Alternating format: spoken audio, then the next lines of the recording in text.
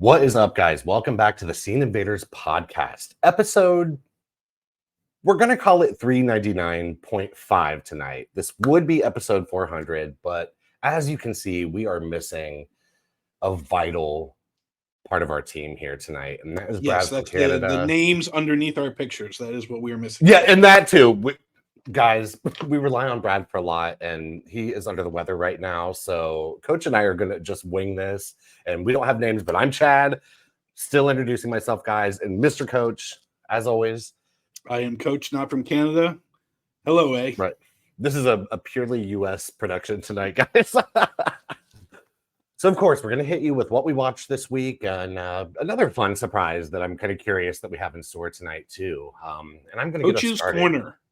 Coach's Corner. I like it. No, I actually do like that. That sounds pretty good, man.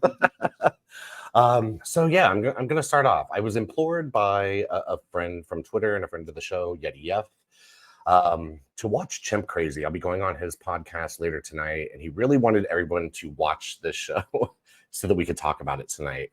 And this is a Max docuseries, 4 parts. It's wild, guys. It's kind of like the new Tiger King in a way, but in my opinion, I thought this was far more fascinating than Tiger King. I never really found that story all that exciting or anything. It was just okay. But this one, it's just like, it's out of the gate so batshit and so strange, and the people are just so odd and so bizarre that you just sort of can't take your eyes off of it. So it's got like a true crimey element to it, and there's some like mystery stuff, and they hit you with some surprises and things like that. And for me, it was absolutely worth a watch. I did not, I have to admit, sit and just like watch. I watched the first episode last night, and then today after work, I just had some things I had to accomplish at home. So this was on while I did other things, but even just listening to it sometimes in the background and all of that, it's a hell of a show, guys. And if you like quirky true crime, I think you really can't go too wrong. So now for our bigger hitters here, and boy, it couldn't be more opposite ends of the spectrum, at least what I saw. And first we're going to talk about Megalopolis. Megalopolis. Oh my God, guys. I mean, if you do what we do and you kind of consume entertainment news and information as much as we do, it's been impossible to escape the fact that this is basically across the board seen by everybody as a mess. But I was hoping for a fun mess because it's got some really fun people in it. And I was like, this just might be the kind of like so bad it's good that makes it worth it. So I was going to see, I knew I was seeing this regardless, the first available opportunity. And I sure went and did that. And oh my God, guys, this was the endurance test of the year for me, for sure. Oh, and I know Coach saw some of it. I don't think Coach made it through the entire thing like I did. And I don't blame you, man. Like, the urge to get up throughout this movie was strong many times. I've never walked out of a movie theater in the middle of a movie, but it was close, man, because it's just this pretentious slog through, like, it's just really strange, like, tonal shifts, incredibly bizarre script, weird dialogue, and not good weird. It's just like, it's head scratching, and it's like, what is even going on here? Kind of a lot of the time, sort of about a man who envisions this idyllic future city, and there's some substance called Megalon that's going to help him do it or whatever. And like, honestly, if I'm being honest, it doesn't matter. By the end of it, you're just like, I don't know what's happening anymore. I don't know what I'm watching, and it's got a couple of moments that did make me laugh. We'll talk about those, but this was, as you know, Coach walked out of it. So yeah, tell us, Coach. How do you feel about that, bud? I go to the movies to be moved. I go to the movies to be educated. I go to the movies just for everything. And like, I've never felt more dumb watching it. Like facts. Like everybody else is in on the joke, and I just have no idea. I didn't know what he was trying to do, compare the fall of Rome to now, and just the dialogue, and it's funny. Adam Driver is just putting on a meme-worthy performance. Yeah, he has a couple of things that'll be remembered for sure. But I mean, that's what I'd send a meme of him talking about having sex and eating nachos Yes. to Chad of like it's a whole movie of that delivery. The I can get into that. The closest I ever got to feeling dumb was there's a pseudo documentary called What the Bleep Do We Know that basically is half movie, half documentary about the pseudoscience of quantum physics. Okay. And even then I was just like, okay, I kind of know where this is going, but not really. This, I had no idea what the point was, and I like Coppola. I mean, to me, It can Tucker, be a miss, but yeah, for sure. but like Tucker, A Man in His Dreams, to me is like a top 10 movie to me. I think that's some of his best work. So I I mean, can the man even, made The Godfather, for God's sake. but Like, yeah, I mean, I can handle his misses. It's just, oof. this was a miss. And to think that this was, at least from everything I've seen, like literally 4 decades in the making. He's been Right. like dreaming of this and working on this. And I'm sure that and I mean, he's an artist, and I'm never going to deny an artist to make the art that they want to make.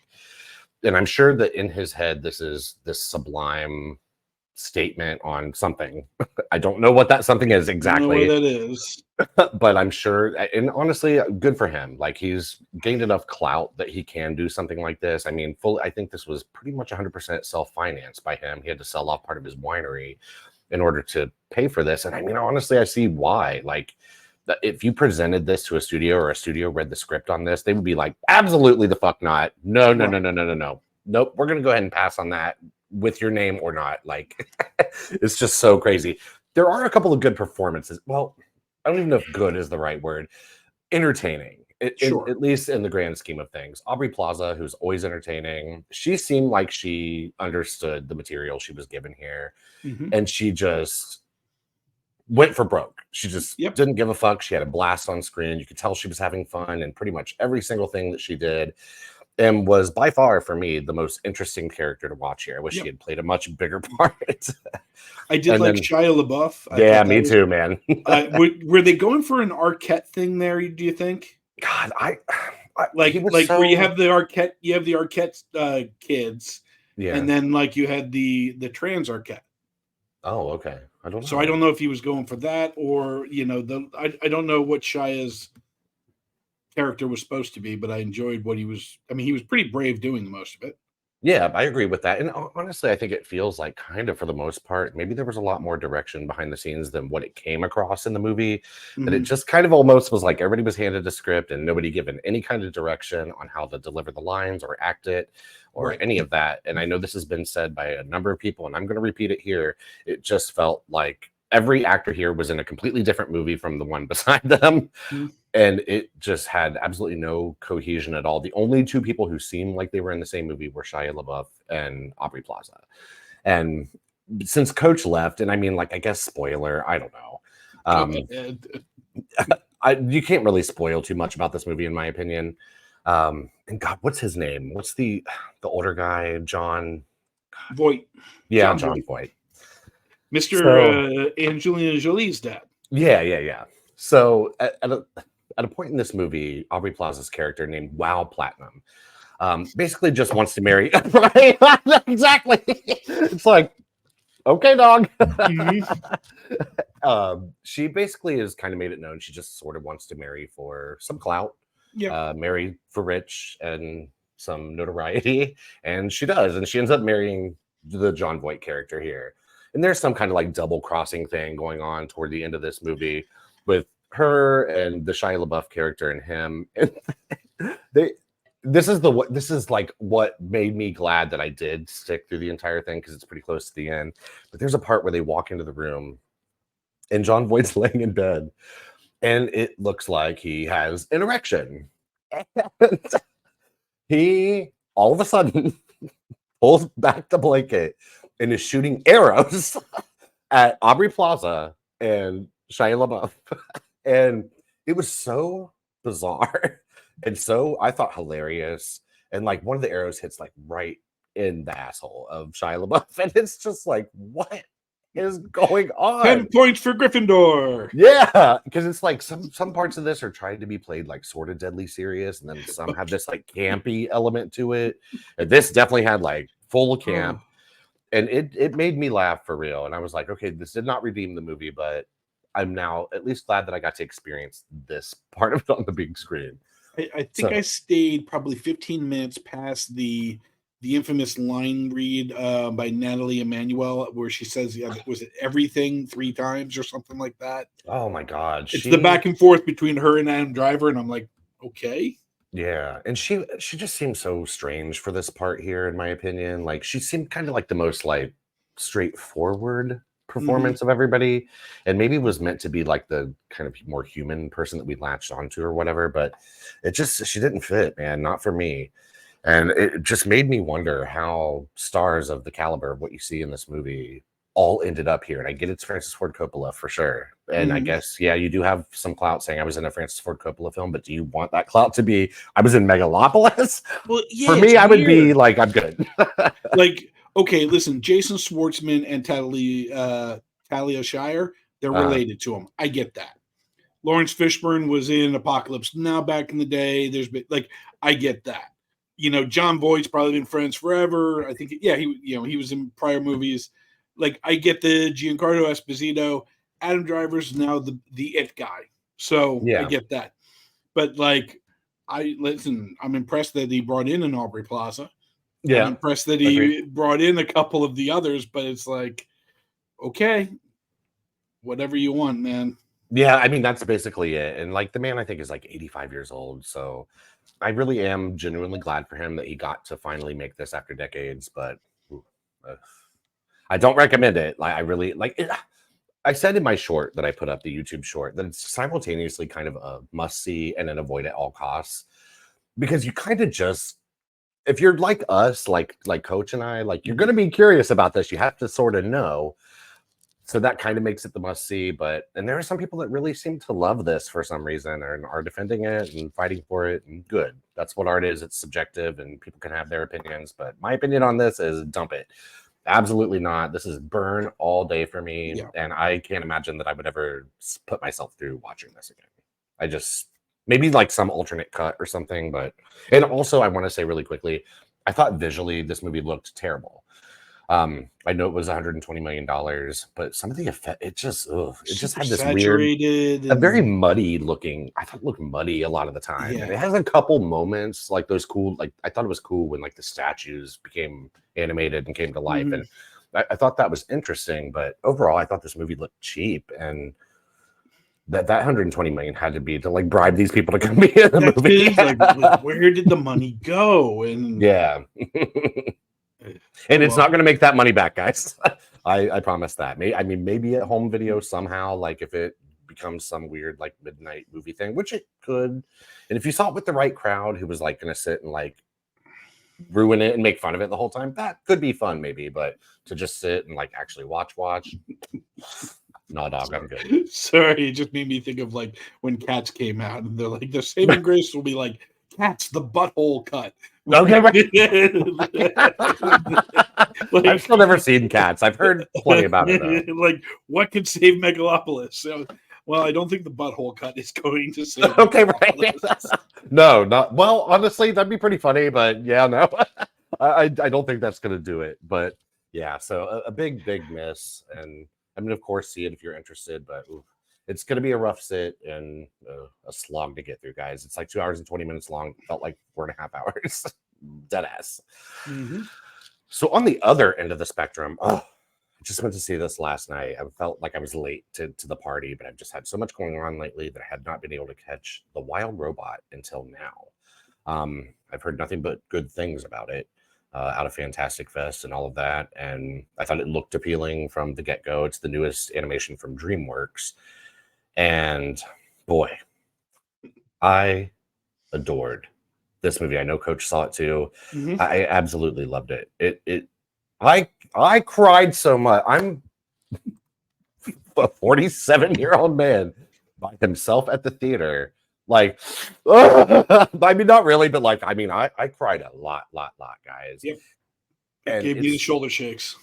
it's a beautiful, like, emotional story about like acceptance and parenthood, more specifically, really like motherhood and just friendship. And I know that all sounds so usual, and it is in a way, but it's just handled so beautifully here because it's about a robot that crash lands on this island and finds a little baby bird that's just hatched that imprints on her, and she essentially becomes its mother. And it's about this robot learning how to be a mother and learning to love and be loved and all of that. And yeah, I mean, Coach said he had shoulder shakes, so I know it's serious business, man. And how to let go, and that the funny thing is, like, I think I was weeping the hardest in the middle of the movie. Yeah, like the end where everybody, the ending. I'm like, no, the middle just killed me. Yeah, me too, man. Oh my God. And I imagine if you're a parent, oh my God, bring like 2 boxes of tissues. Yeah, I mean, like, I was a little frustrated because I saw it at a later time than I normally watch movies, so there was little kids in the theater, and that's fine, so be it. But they're just shut up. Yeah, I had a couple little ones. I'm trying to cry over here.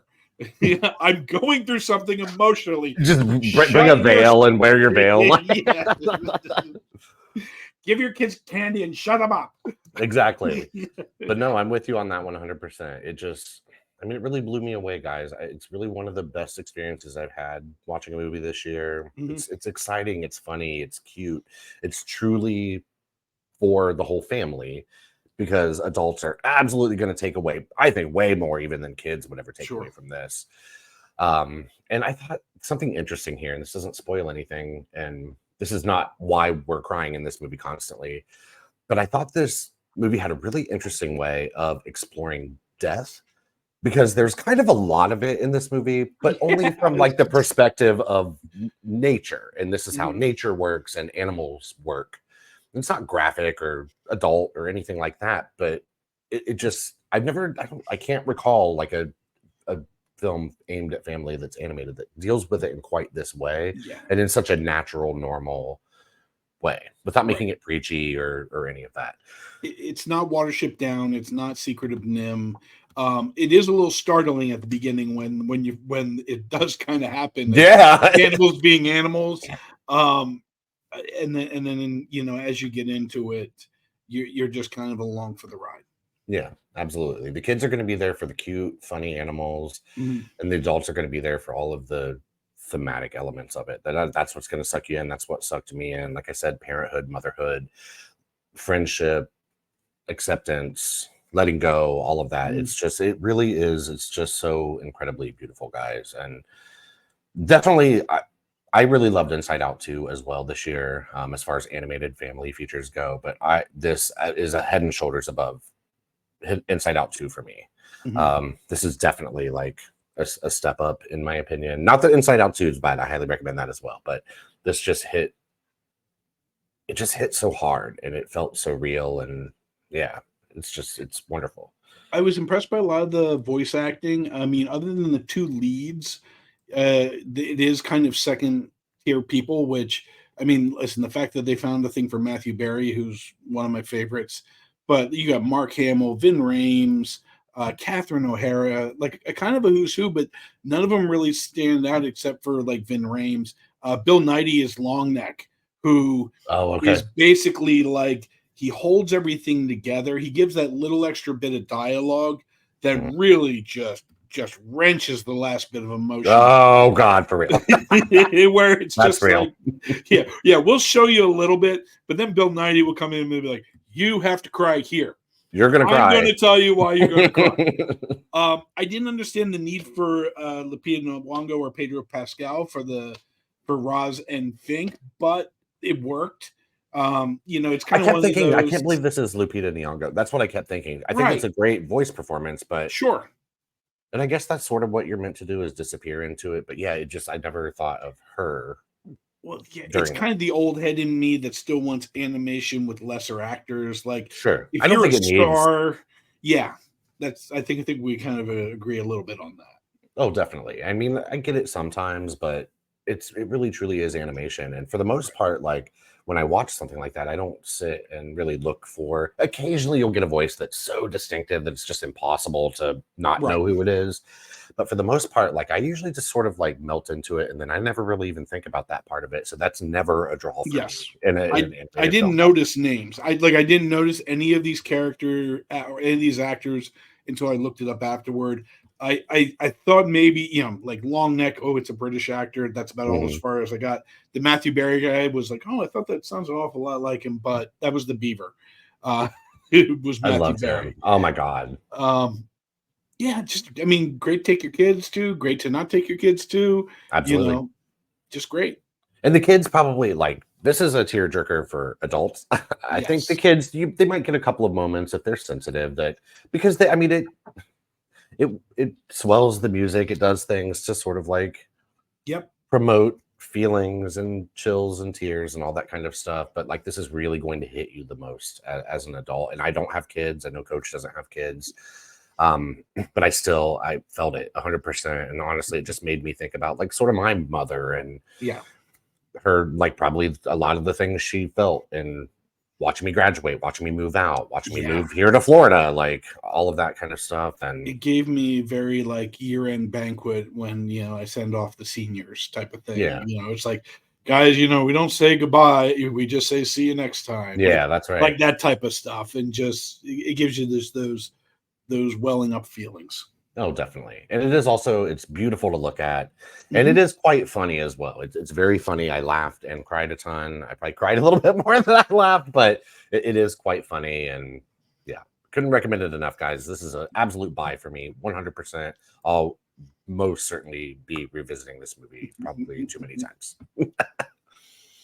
And that was it for me. That's all I saw. Coach has got a couple of fun things that he saw, and one that I'm jealous of because it's not out yet, and I'm mad.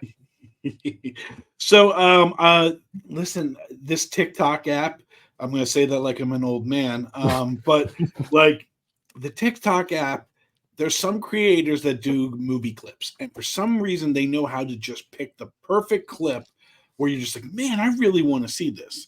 Mhm. And somehow I kept getting this Kevin Bacon movie.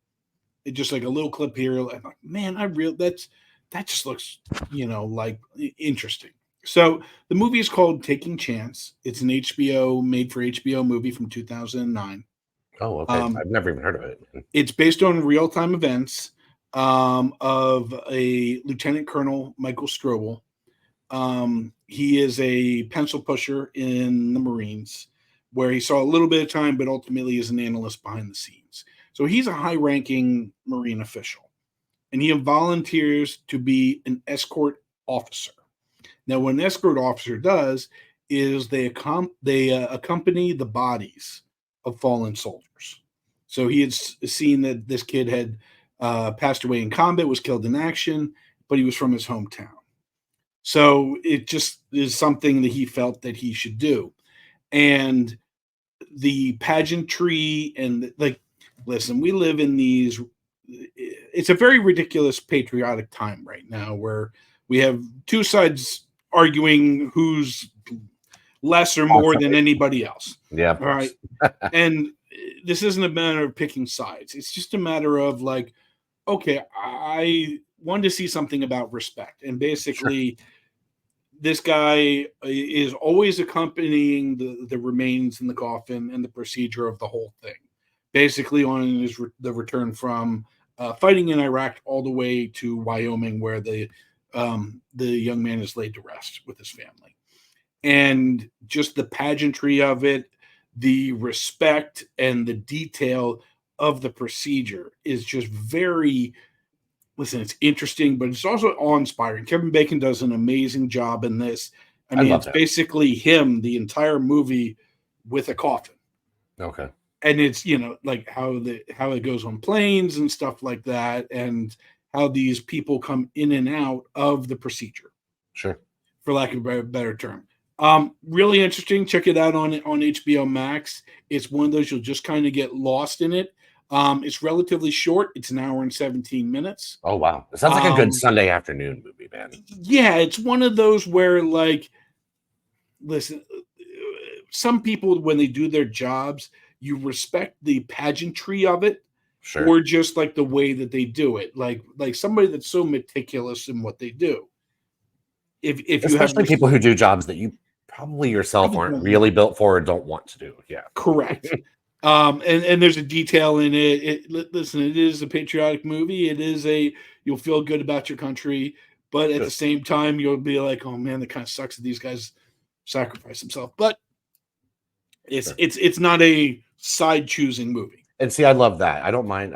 I'm perfectly happy to be Right. a United States citizen, but yeah, I get tired of the pick and choosing sides and the constant fighting. So I love when something, it's kind of like Top Gun Maverick. Like it just was a movie about being a patriotic military person, and I love that. It wasn't preaching at you. It wasn't screaming in your face about anything. It was just like, yeah, it's okay to be an American, guys. Like we're not all insane, not all of us.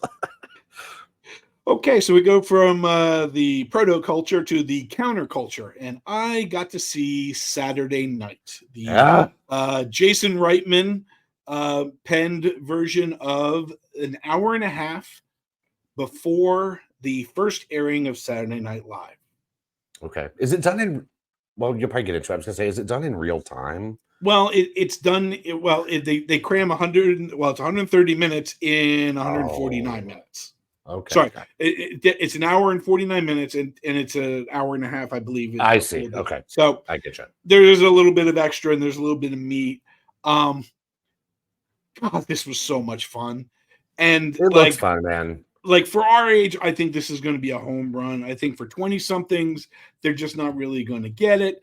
30-somethings maybe, but like you kind of forget how big how different Saturday Night Live was at the beginning. Yeah. The best part of this, most of these people are unknowns. Oh, it's you're not staring at said actor. Mm-hmm. You have Willem Dafoe, but he's like an executive, and like yes, you know it's Willem Dafoe, but it doesn't matter. Sure. J.K. Simmons plays Milton Berle. So it's like he's only in it for a little bit, but like the guys who played Chevy Chase and Gilda Radner, like the guy I recognize that played Gareth Morris is Lamore Morris from The New Girl. Like everybody else, like Finn Wolfhard shows up as an embassy page. He's in everything, man. God, but he's maybe in a total of 3 minutes of screen time. Yeah, that's even more exciting, I think. It is just amazing. The guy who plays Uncle Greg or Cousin Greg on his name is Nicholas Braun. He is from the big Emmy winner with Kieran Culkin and everything. Oh, God, I don't know. It begins with an S, and I'm going to click it, and I'm going to keep talking so I don't slur. Succession. Oh, Succession. Succession. I haven't seen either one. I'm just throwing out S names. He does a dual role of Andy Kaufman and Jim Henson. Oh, wow. Okay. There's a guy that nails Carlin. Like the guy who plays Chevy Chase is awesome, like Chevy Chase. And this is the insanity, the crazy chaos that took place an hour and a half, and it's one of those like, how did they ever pull it off? Yeah. They do Saturday Night Live literally live. So yeah, you got to be ready to go when that camera starts going, and yeah, it's a lot like in my early 20s, I used to work for a company that flew banners over the beach. So like I would have bosses that would teach me how to fly, and we'd be in a little Cessnas. It's a little tiny 1 or 2 seaters. They basically have a golf motor in the front. And they basically explain flying as you're trying to control the uncontrollable. So you just have to kind of accept what's happening and either steer into or away it. Mm-hmm. That's what this is. They're trying to control the uncontrollable. You have like this rebellion against the old school, how we do things. You have this madcap craziness. The girl who does Gilda Radner just nails the essence of just the happiest person in the world type thing. Okay. Like it's that one person that you knew that kind of skipped everywhere. Yeah, sure. They don't walk, they just kind of bound. So I can't recommend it enough. It's instantly in my top 5. Unfortunately, it has pushed. I saw the TV glow for me out. And I originally I get it, man. There's still a lot left. There's only so many spots. I even considered Substance because we've been going back and forth about Substance a lot. I've even tried to understand the part I didn't understand. Yeah. No, I get it. But I'm just talking shit, man. That's just how I thought about it. I know. So So right now we got substance in I saw the TV Glow looking in. We have Saturday night in the top 5. We're not going to necessarily say where, but That gives it's me in the hope, top man. 5. Yeah. And when does this release next weekend? Like nationally? It's nationally, I think on the 11th. Okay, I believe. So I think it's going to be up against Terrifier 3. I mean, it's two very different things, but I don't believe anybody is walking out or puking in the okay, screenings of this one. So that's probably that's very true. It's good counter programming, man. Like yeah, I think like Jason Reitman really hit it out of the park. And listen, I'm a huge Jason Reitman fan. You know, from is this an Juno adult comedy? Yes. Okay. Yeah, Good. drugs, I think it should sex, everything. But I mean, you know, like Jason Reitman is a guy that like I'm just really impressed with his work all the time. In terms, you know, young adult, I really loved. Of course, Juno, everybody loves. Up in the Air, you know, he's had a couple. He did have a half swing with Ghostbusters Afterlife, but I kind of like yeah, exactly. I'm over it. So no, I get it. Big recommend for me when it comes to you. Check it out. I definitely am. That's one I'll absolutely be seeing in theater for sure. Although Terrifier 3 is my priority. I already have a ticket for it. I can't resist it, man. I'm excited as hell for that. So, and I know you're not seeing that. Not a chance. Nope. Yeah. Nope, that's not a code. Nope. No. It's just the clip of him smiling. Just nope, and I'm out. If you put Coach in Gitmo, just like pin his eyes open and make him watch either like supernatural horror or like wildly, insanely bloody horror, that would be the ultimate torture for him, I think. All right, so let's move on to Coach's Corner. Insert silly jingle here. We're not going to, but we're missing names tonight, guys. Okay, we're lucky to be here. You're lucky that we're here. We're gonna have to talk to Brad about this just in case it comes up again. And I've literally never messed with StreamYard other than to accept the invite and jump into the show. So circle, square. Yeah. Oh my God, we were circles. Yeah, it was everything, man, for a minute, but it was pretty funny. I like the circles in a way, but yeah. Yeah, I mean, it'd be interesting if all three of us were there, and I don't know. We'll play around with the format. Yeah. Who knows?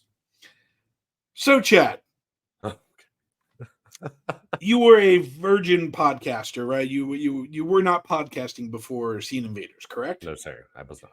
Okay. So what has surprised you about the art form? What has surprised you about the participation of it? Okay.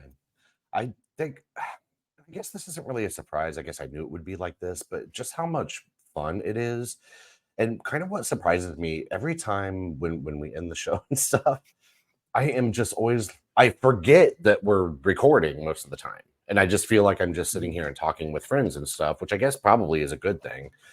But yeah, I just don't even ever think about like that process of it. So that's my biggest surprise, because I thought I would always be very aware of what's happening and aware of myself and all of that. But I just literally feel like I'm on like a video chat with friends. And I love it, man. It's fun.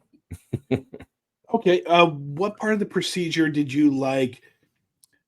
I guess, did you have a predetermination of what it was going to be like that has been proven wrong? I wouldn't say no, I wouldn't say I did, because I didn't know quite what to expect. I had been on live streams before and I had made some videos and stuff. So I guess I just sort of assumed it would be kind of like a live stream every time. And that is sort of what it feels like, because when I'm on those, I forget I'm on live stream too. And I just feel like I'm sitting and talking to friends and stuff. So yeah, I mean, it's less invasive feeling, I guess. I mean, I don't know another word to choose, but it's doing this is less invasive feeling than what you would think it is. As someone who's already gotten over, because when you first start like recording yourself, or having to watch yourself back, a lot of people, I think most people, have a really hard time hearing their own voice and stuff. And after you get over that, though, you get over it really quick. I promise you that. It's just way less invasive than I would have suspected. Awesome. Okay. What do you feel that your legacy will be when you leave it behind? Man, that's a good question. Where I'm at in my life right now, nothing. what would I like it to be? I I mean, I would love to be viewed as a person who loves doing this, loves talking movies, can be trusted as a source to come to for that, even if we don't always agree. And I would love to like really make this into something.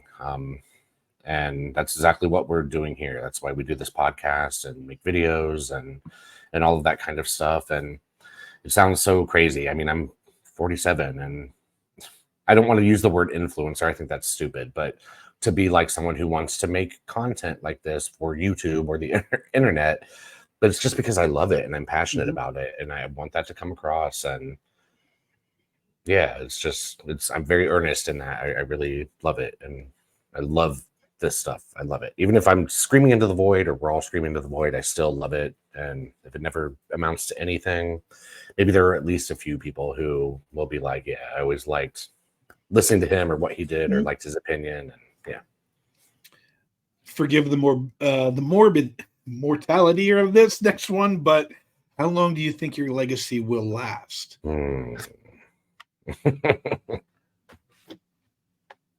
Some days I feel like not very long. Man, it's hard to say.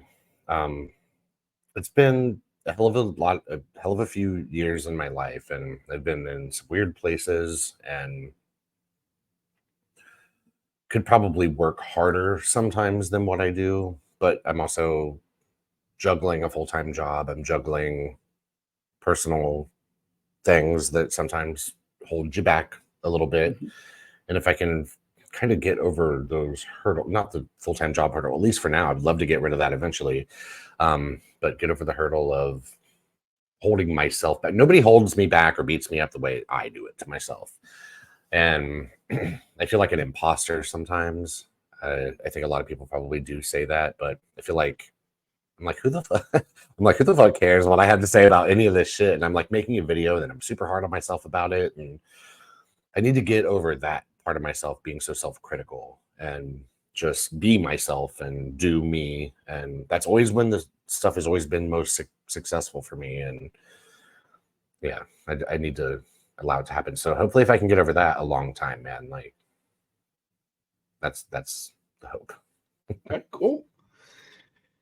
I like these questions, man. I like it. This is dope. Where is a place that you have been or visited, or even a time where you have felt a connection greater than just yourself?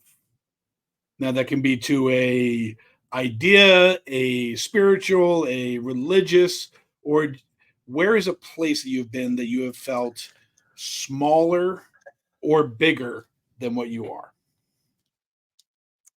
I'm going to take this in a slightly different direction, and I think it Please. still fits here. I'm someone who has struggled with depression a ton in my life, for sure. I've been on and off medications. It just never works for me. It makes me even fucking crazier for whatever reason. And I started to really become interested. I'm going to try to keep this short. I started to become really interested in psychedelic drugs. Okay. As a form of therapy, as a form of like actual medication or self-help. And once I started experimenting with some of that stuff, I'm not some crazy, I think we all know I drink a little bit and shit, but like I'm not some crazy like drug addict and shit. But once I started reading about the benefits of this and how they're now actually being taken seriously, being studied like really legitimately, and what it can do for you, I was like, I'm going to try this myself. Like when I lived in Ohio, I was with someone and I was like, I want to start taking mushrooms occasionally. And we would do that at home, not in a party setting, not out with people or any of that kind of shit. And I'd sit out on the back porch and I would put on headphones to a playlist that I had made. And I would sit there and I would think, man, and nothing ever has helped me in the way that has. It made me rethink everything, where my place in this world, make me realize exactly how tiny I am in this world. And and I'm not advocating this for other people. This is purely my experience, guys. But Scene Invaders neither condones or endorses. Exactly. Exactly. This is just not for everyone. If you're not in the right place, especially, it's absolutely not for you. But I liked confronting this stuff and kind of sometimes being pushed a little bit to my limits about certain things that I would always feel, especially in the following days and sometimes weeks, depending on the situation, the most therapeutic, not even in the moment necessarily, but the follow up to it, where I was like, oh, and then you think back on the experience and like what you experienced and what it made you feel and think and come to realize and like kind of know, I guess, at least like as far as anyone can know what they know. And yeah, it was a real eye opener for me. And it's been quite a long time since I've done anything like that because I have been in a very bad place and I'm scared to let that push me too far right now. But yeah, man, I couldn't be more of an evangelist for it. But again, I'm not condoning it, guys.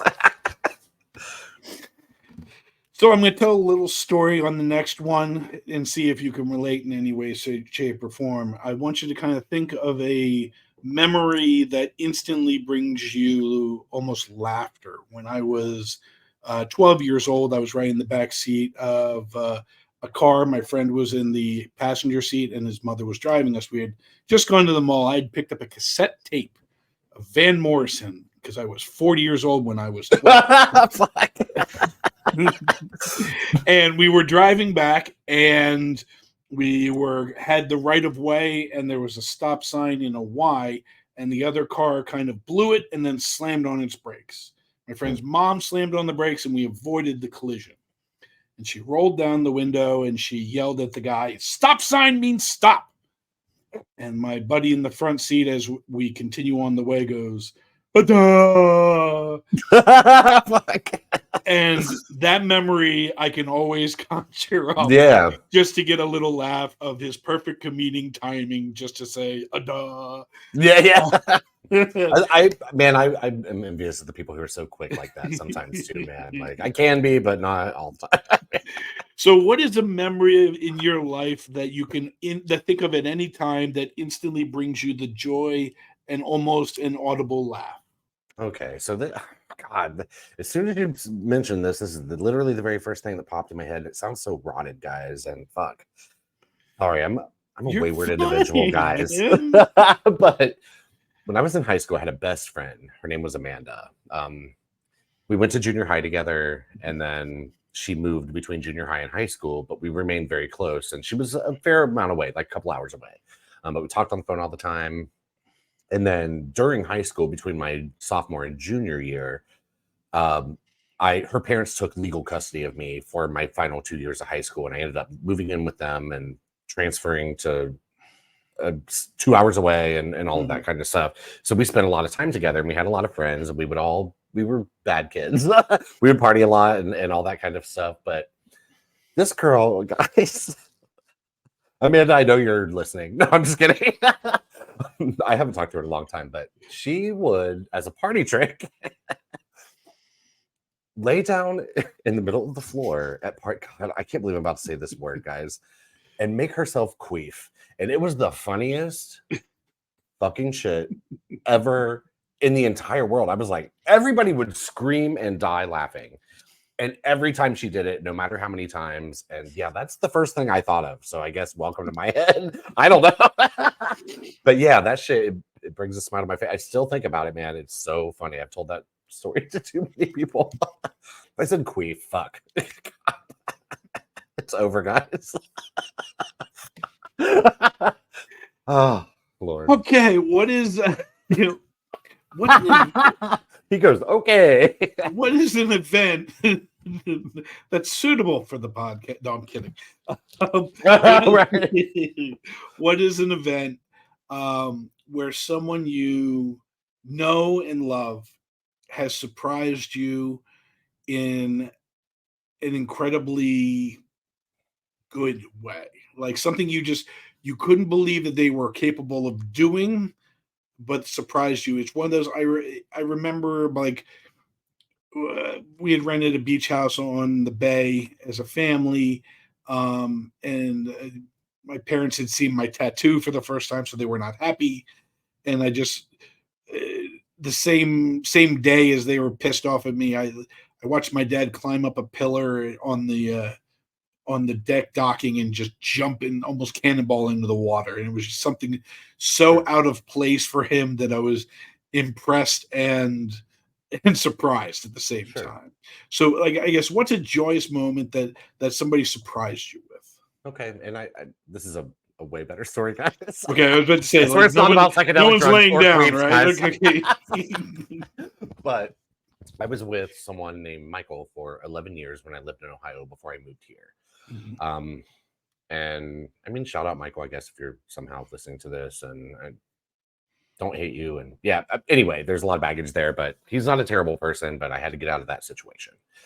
And it was, I'm pretty sure the last birthday that I had while we were together. My birthday was never, and still really is never, it's just not a thing. Like, I don't really do anything. Like, I work and do chores and like just regular old it's any other day. And he had known that it had been like that for a few years. So he was like, we're going out tonight, and just no, we're going out tonight. And I was like, okay. So we went to this little bar and restaurant and got some food, had a drink. And then as we're sitting there, we went with like just two friends of ours, and other friends of ours start showing up. And I'm like, what the fuck is everybody like coming here for? And suddenly it's like 15 or 20 people like total. And I'm a cigarette smoker. So after food and stuff, I went outside to smoke. And then while I was out there, somebody was like, hey, when you're done, come in and then come down into the basement of this place. And I was like, okay. And trust me, guys, this is PG.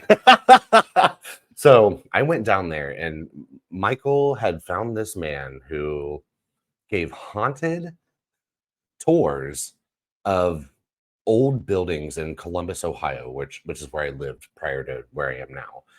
And the tour started in this particular establishment. So you would on foot, he would tell stories of what happened in the establishment there, and then on foot you would walk to the next establishment. They were all like within, of course, walking distance, all within like you didn't walk probably more than a mile and a half. Talk along the way, all that kind of stuff, and then get to the next place. Everybody like goes to the bar, gets their drink, and then you kind of huddle up in the corner, and then you hear about what's haunted or why this place is perceived to be haunted. And it was the most pleasant and unexpected surprise ever. Like, I thought maybe we were going to have dinner and a drink or two. And it was just the coolest fucking thing, man. And it showed me more about the city I lived in at the time. And like some of these places I had been in 100 times I didn't know this about. And yeah, it was cool as hell. And I wish I could remember the name of the guy who did that. So I would shout him out, but I don't. But it was dope. Awesome. All right. Last one. Okay. And then we'll wrap it up because I know you have a hard out tonight. So you gain double podcast tonight, guys. You would gain the ability to contact your younger self via text message, but you can only say or write 2 words. When and what do you send?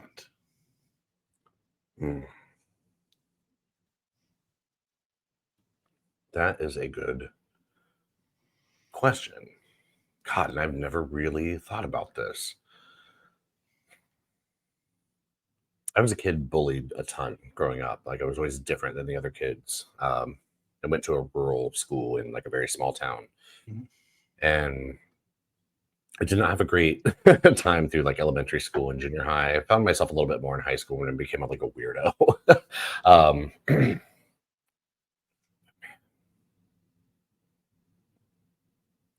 Maybe this just sounds so like generic or so cliche, but it's something I wish I had instilled in myself. I still don't have it really instilled in myself, but I would tell me to love myself.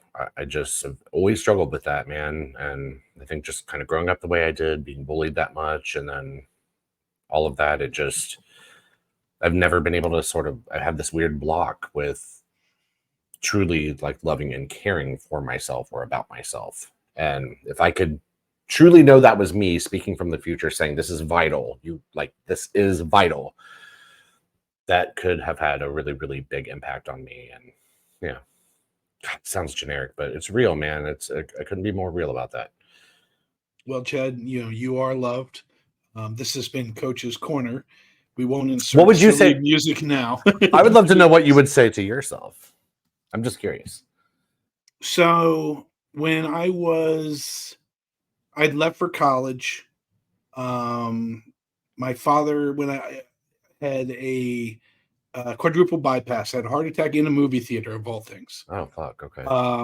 And he had a quadruple bypass, and I remember coming back and having like a moment with my brother. This is when I was a little more spiritual and religious, where I dragged him to my old high school and we were sitting in front of like a Virgin Mary thing. It was just like, I don't care what you believe in, just kind of pray because we don't know what's going to happen Sure. to Dad.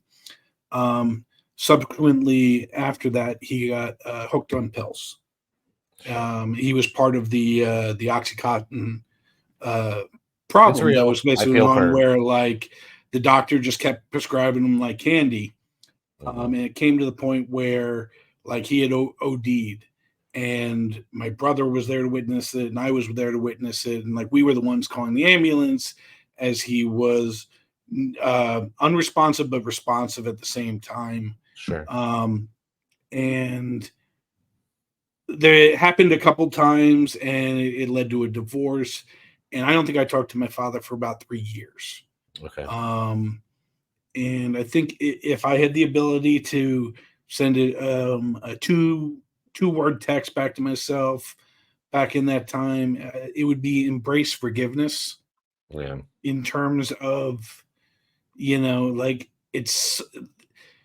we just saw him as a junkie. Sure. Because but there's so much more to you get that sure. now for sure. Listen, I grew up with the DARE program and don't do drugs and all drugs are evil and stuff like that. And now they're doing miniseries about like how people were preyed upon by these companies. Oh my God. They knew what they were peddling for real. Exactly. So like there were people knew what they were doing while my family broke up, and and it was even kind of more than 3 years, because even after the 3 years we would talk, but it would just be brief. Whereas like now we'll go every couple of weeks and have brunch and stuff like that. Sure. Or sorry, not brunch, more of a breakfast, because sure. I think brunch is terrible. I like it. I also like pumpkin spice lattes, guys. Well, yeah.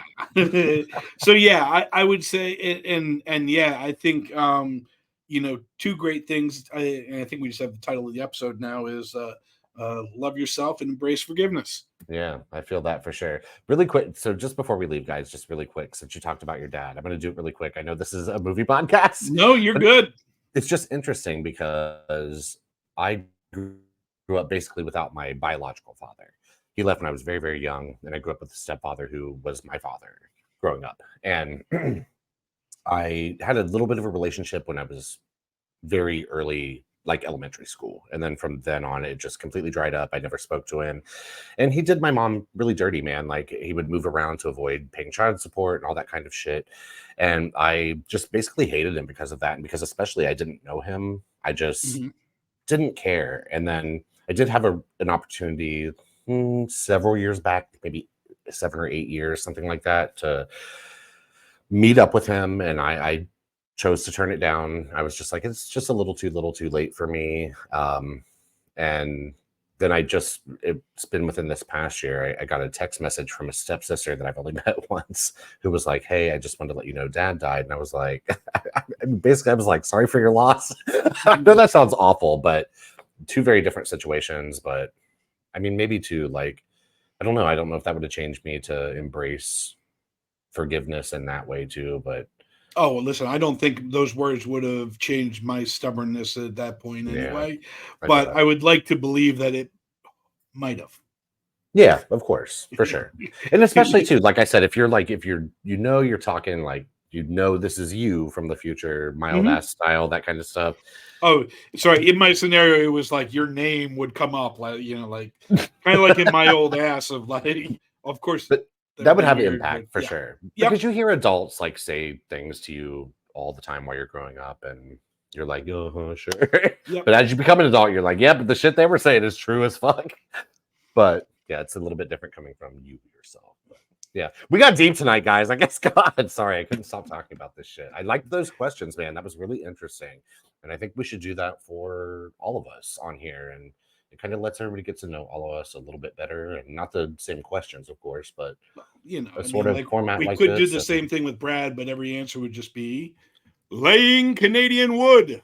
Okay. Facts. Oh my God, he's sick and laying Canadian wood right now. Like, no, I'm just kidding. Although I wouldn't doubt it. I would not put anything past Brad. He is a super power to be reckoned with, guys. You have no idea.